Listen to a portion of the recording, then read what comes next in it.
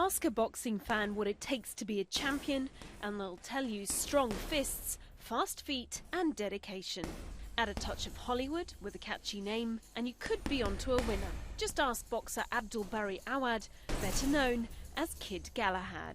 Before my name was Kid Galahad, as an amateur, I used to fight under Barry the Arab. When I turned professional, Brendan says, we can't give you that name, we have to change it. So what should we call you? And I didn't know what to give myself a name. When I was a kid, I used to watch the film called Kid Galahad with Elvis Presley in it. He says, oh, why don't we call you Kid Galahad? Because he was the king of rock, and you're going to be the king of the ring. I said, yeah. Super Bantamweight Champion, Kid Galahad!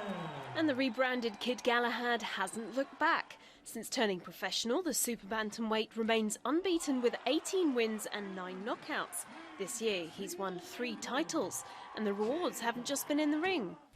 Earlier this year, Kid Galahad was named Young British Boxer of the Year. He follows in the footsteps of the likes of Ricky Hatton, Barry McGuigan, Joe Calzaghe, and the man who introduced him to boxing, Prince Nassim Hamed. Hamed is a former world champion. Both boxers have plenty in common. They were born to Yemeni parents and grew up in Sheffield in the north of England. At that time in Sheffield, there was a lot of gangs going on, and I was always in and out of trouble, always fighting.